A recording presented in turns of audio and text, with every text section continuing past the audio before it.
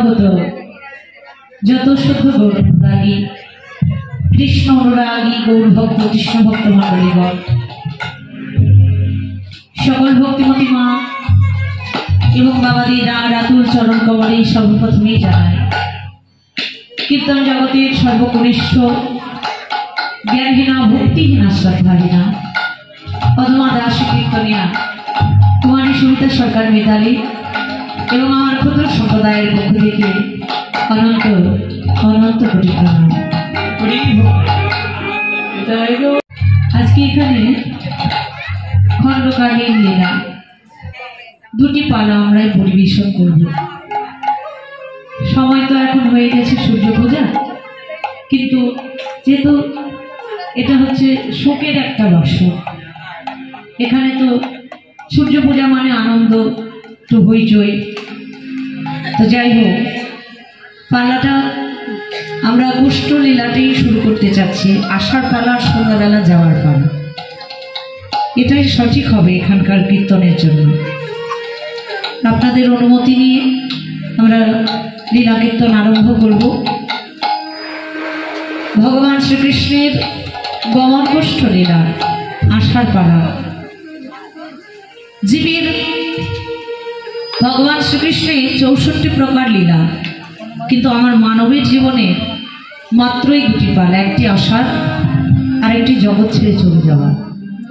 এই যে আষাঢ় পালা, জগৎ সংসারে আমাদের আশা কেন, কোন কারণে আমরা এসেছি, কি করতে এলাম, কি সঙ্গে নিয়ে যাব, আমাদের সঙ্গে সম্বলটা কি, তা আজকে আমরা লীলার মাধ্যমে ভাগবতীয় আলোচনার মাধ্যমে আমরা সেগুলি জানবো।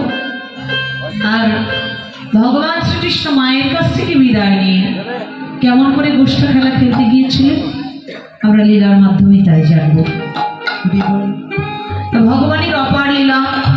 কীর্তন হচ্ছে কি রতন, রত্নবস্তু, আর সেই রত্নবস্তুকে আহরণ করে ভক্তের মাঝে দান করবার মতো ক্ষমতা বা শক্তি আমার মাঝে নেই। কেননা রত্নবস্তু পেতে গেলে কিন্তু মা মহাসমুদ্রে ডুবুরি হতে হয়। ডুবুরি হওয়া তো দূর, এক বিন্দু বালুকণার যোগ্যতাও আমার নেই। তবু আপনাদের মাঝে দাঁড়িয়েছি। এখানে শাস্ত্র বললেন, যদি সাধুগুরু বৈষ্ণবের কৃপা হয়, ভক্তের কৃপা হলেই ভগবানের কৃপা লাভ হয়। ভগবান নিজেই বললেন, অহম ভক্ত পরাধীন, আমি ভক্তের অধীন ভগবান। তাই তো আপনাদের মতো ভক্তমণ্ডলীগণের শ্রীপাদ পদ্মে আশ্রয় নিলাম। কৃপা করে আপনারা আমায় যতটুকু বলাবেন ঠিক ততটুকুই বলবার এবং বোঝাবার ক্ষমতা আছে, এর বেশি জানা নেই। যদি লীলা পরিবেশন করতে গিয়ে আমার এই পাপাচ্ছন্ন বদনে কোনো ভুল ত্রুটি বিচ্যুতি হয়ে যায় কেন, আমি ভুল করব, কেননা আমার মতো পাপাচ্ছন্ন জীবের বদনে অনেক অনেক ভুল আসবে। আপনারা আমায় নিজগুণে কৃপা করে আপনাদের নিজের সন্তান, নিজের ছোট বোন অথবা আপনাদের চরণের দাসী মনে করে নিজগুণে কৃপা করে ক্ষমা দৃষ্টিতে দেখবেন। জয়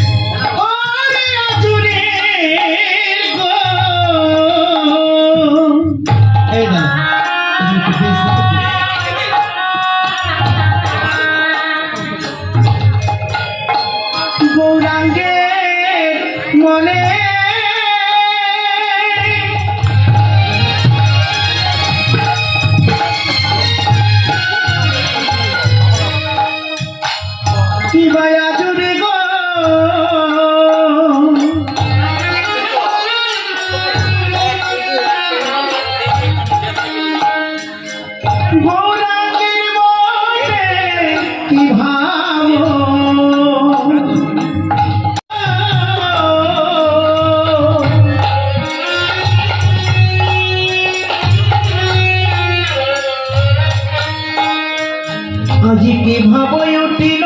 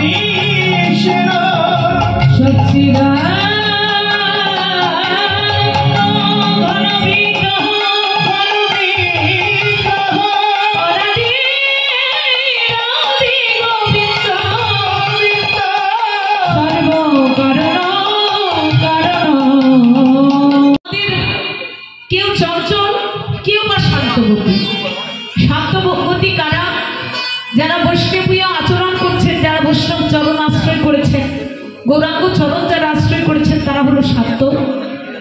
আর যারা এদিক ওদিক বিভিন্ন ধরনের ভজন করে বেড়াচ্ছেন, তারা হলেন চঞ্চল। আজকে শ্রীমান মহাপ্রভু সেই শান্ত এবং চঞ্চল গতি, দুই গতির জীবকে যাচ্ছেন। অভিজি সর্বধর্মান পরিত্যাজ্য মামেকং শরণং ব্রজ অহংদাং মুখ্যই স্বামী অহংদাং সর্বস্বাপে মুখ্যই স্বামী মা সূর্য। হে জি, তোমাদের সকল মত, সকল পথ, সকলে কিছু ভুলে গিয়ে তোমরা আমার পথে শরণাগত হও।